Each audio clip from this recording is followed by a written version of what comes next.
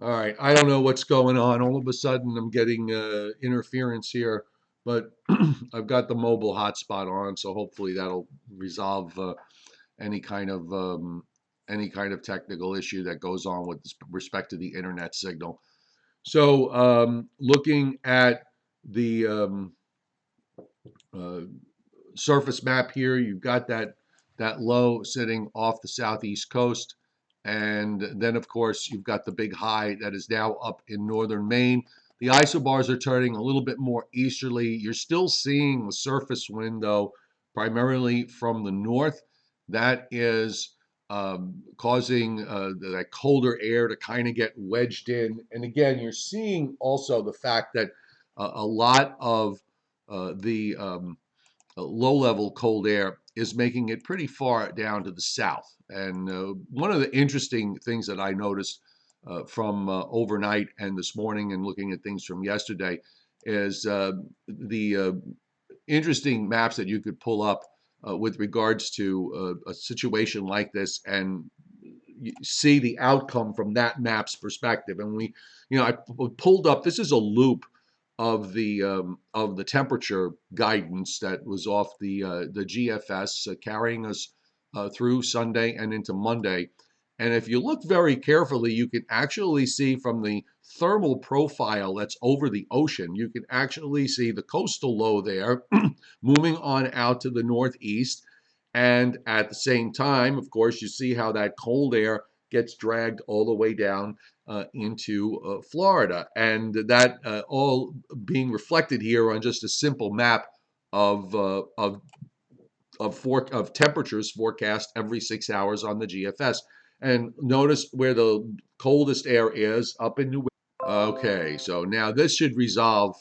I was waiting for the moment that I got disconnected one more time. There's some issues going on with my local internet, but now I put it on the hotspot and I hopefully I don't have any issues with that, but I have yet to have a problem with the hotspot. My apologies for the interruption.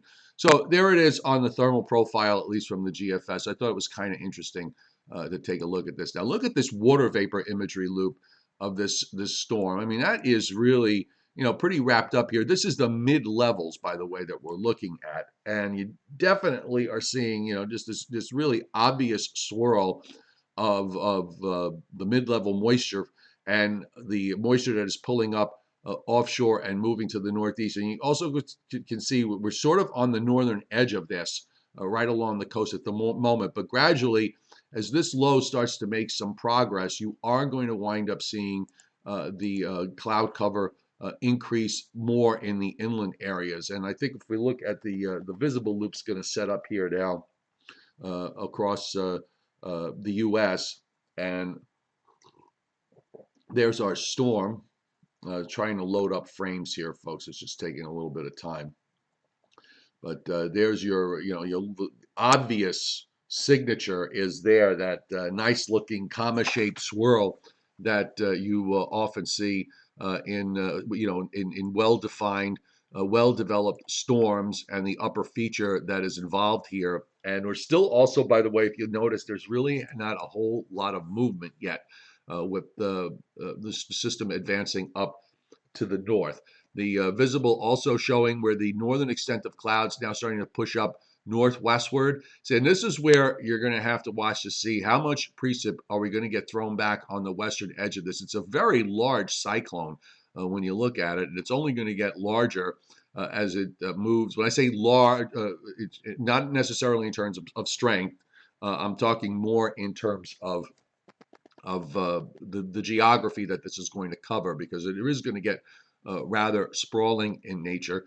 We also, by the way, up in along the western Great Lakes, you can see some clouds there, and that is an upper trough that is moving along to the east, and a bit of a cold front is with that, and that is pushing eastward. And of course, while you've got all this going on, your big high, kind of shaped like a banana here, with the low underneath it, that high is going to start to give way and move out to the east. It's not going to completely give way.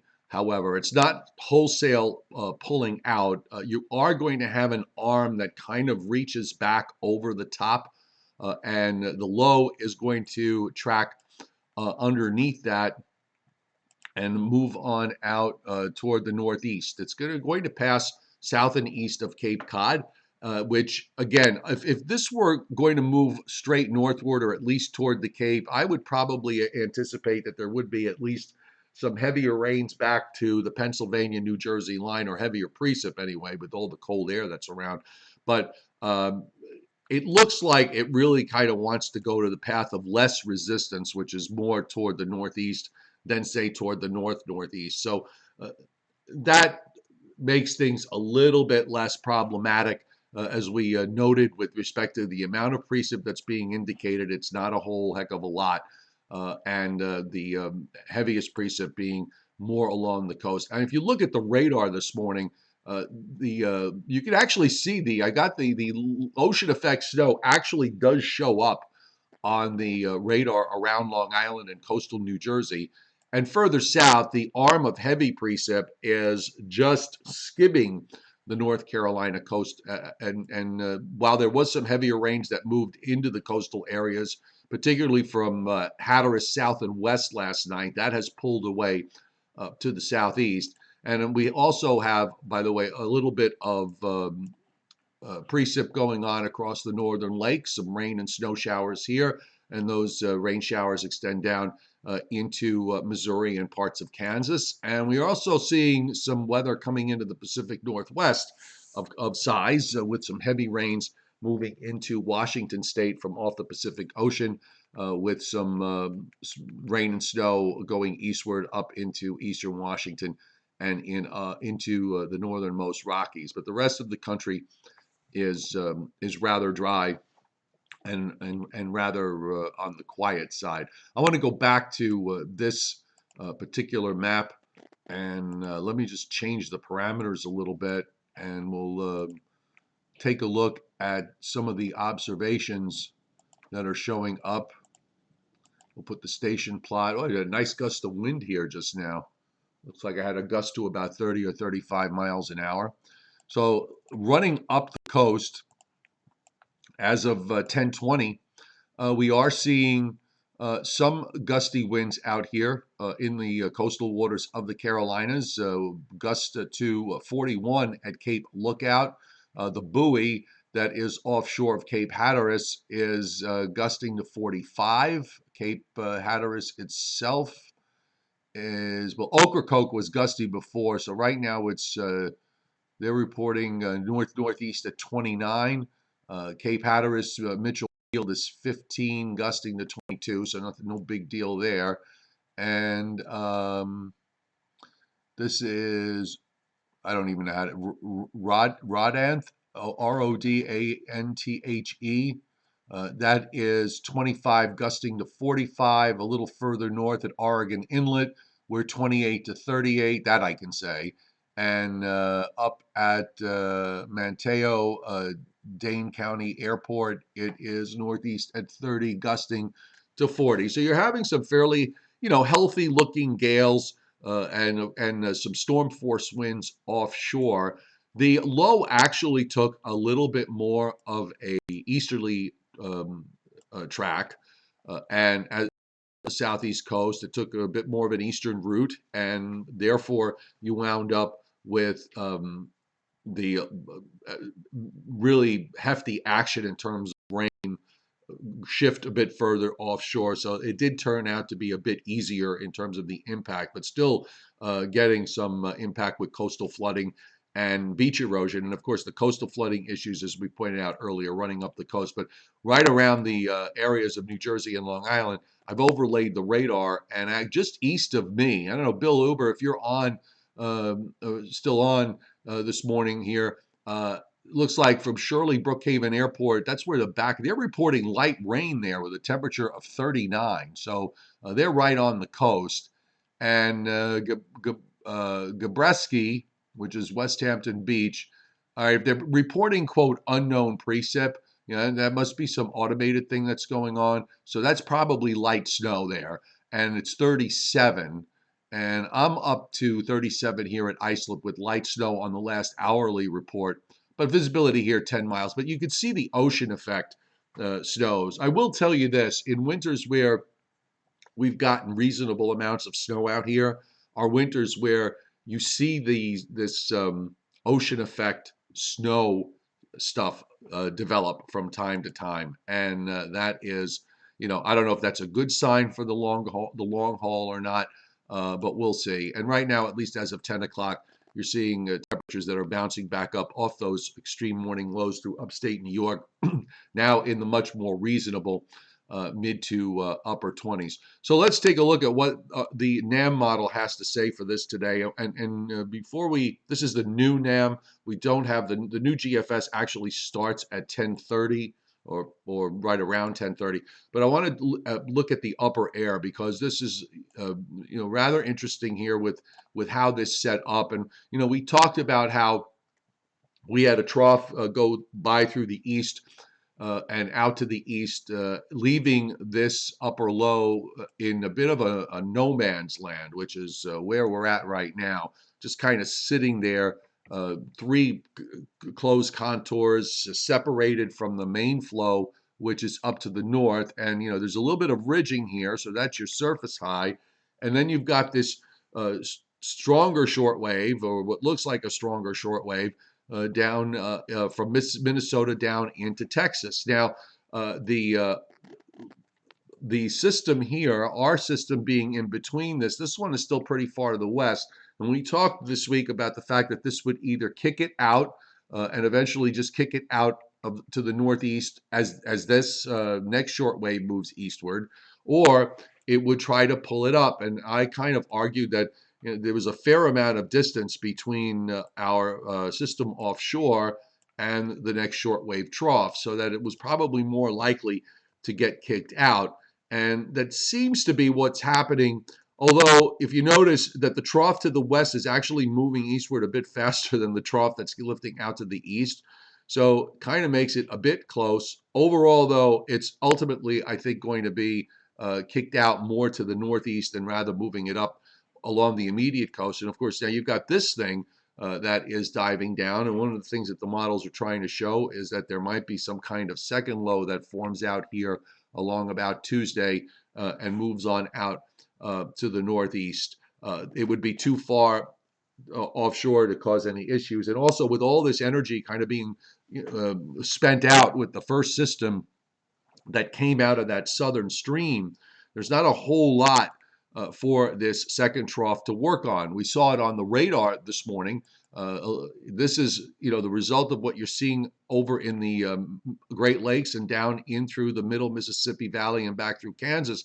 That's the weather with the second trough. There's no additional Gulf moisture getting involved. All of that really got spent out with the coastal low off the North Carolina coast, and therefore there's not going to be much with this second low that develops and then eventually just kicks away on out to the northeast. And weather conditions this week, once this low pulls away, clearly we are going to see things calm down quite a bit. So the NAM's view of all of this, as far as precip is concerned, going from back a couple of days ago, showing sizable amounts of precip into the northeast. Now, not so much. Confined mainly to southeastern New England and into Maine. You see how the northern edge does show some mixed precip that moves up through northern New England and Maine. The western edge of the rain for overnight actually really doesn't get in here until after midnight and just gets to about New York City or so, and it's minimal. The GFS has got a bit more of an aggressive look to it as far as the rain shield is concerned. That is, we'll take a look at that in a moment, the last run of the GFS anyway, but it really doesn't show very much, even in the areas where you see the winter weather advisory, doesn't show very much at all west of the New York state line.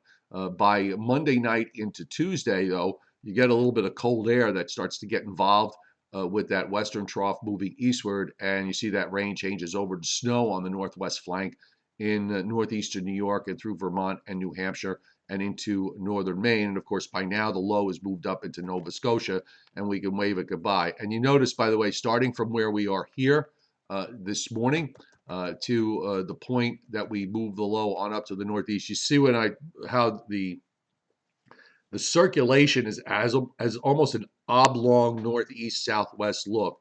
It's not a perfectly circular cyclone here. It seems to be getting stretched out to a large extent, and that could be the trough to the west is somewhat distorting it just a little bit. But ultimately, the tightest pressure gradient with this is actually now while we have the high in place, because once the high goes out to the east, the gradient, I mean, it's still there, but it's not, it starts to relax somewhat as we go through the day on Monday, and particularly Monday night into Tuesday. Now, by this time, of course, this thing is long gone up into Nova Scotia and beyond, and we are done with it. The last run of the GFS model, which was from the run that comes out starting at 4:30 a.m., taking a swig of coffee here, folks. So hang on one second. And there's your GFS. And this is what I'm talking about with the GFS. Seems to want to expand this area of rain pretty far back to the west into eastern Pennsylvania. That, I think, is going to be a function of, it's probably doing that with respect to how it treats the upper low. And I have seen it in instances like this where you do get the rain shield to expand westward. The best thing you can do from approaching it is you're just going to have to watch the radars and to see what happens. It kind of, I want to lean to the side of the fact that it's overdone, because if you look at what's going on currently on the radar, it certainly would feel a whole lot better to see rain going on in eastern North Carolina and southeastern Virginia to make the argument that this is going to actually occur. And if you look at where the GFS has its northern and western edge of rain this morning, and then you look at what's on the radar, it looks like the GFS might be a bit overdone here, just a bit, but it looks to me like it's a bit overdone on the northwestern side. And then, of course, it kind of gets sprawling with that precip being dragged out on the western edge, and then the low moves out over to Nova Scotia and then continues away. And you can see the second low that forms out in the Atlantic here on the GFS model. It is well offshore, and again, because of the fact that everything is getting spent out with the first low, there really isn't a whole lot for this to work with as it moves along to the northeast. So other than the fact that it probably just reinforces the chilly air that'll be in the east for at least the start of this week, I'm really not seeing too much here of concern. Might even see a little bit of light snow shower activity come Wednesday in northern Vermont, New Hampshire. I can understand that with the upper trough going by, and that is all that she wrote there. Now, I'm going to just switch over to the full U.S. view. I want to spend a little bit of time this morning talking about the longer range. And one of the things I would just strongly, when you look at this, just strongly recommend, please don't get too wrapped up in all these teleconnections and everything else, because they are snapshots of the atmosphere in terms of the longer term pattern. And we'll show you what the teleconnections look like. And hopefully the new ones will be in. Sometimes they come in as late as noon from the ESRL website. But the last I checked before the live stream started, they weren't there. So when we look out for the rest of the country here, as we continue to see this upper air pattern where you're going to want the trough to be in the east and more of a ridge in the west, the first low lifts out. Weather systems coming across the country really aren't doing very much. There is an upper low that drops down into the southwest, and that actually is going to produce a fair amount of rain for Southern California, and you see this rain and snow mixed across Colorado and Alabama. We don't have at the moment as much cold air to tap from Western Canada like we did last week. So actually, when you look at this, there's a bit more of a normalcy to this. Okay, so I'm going to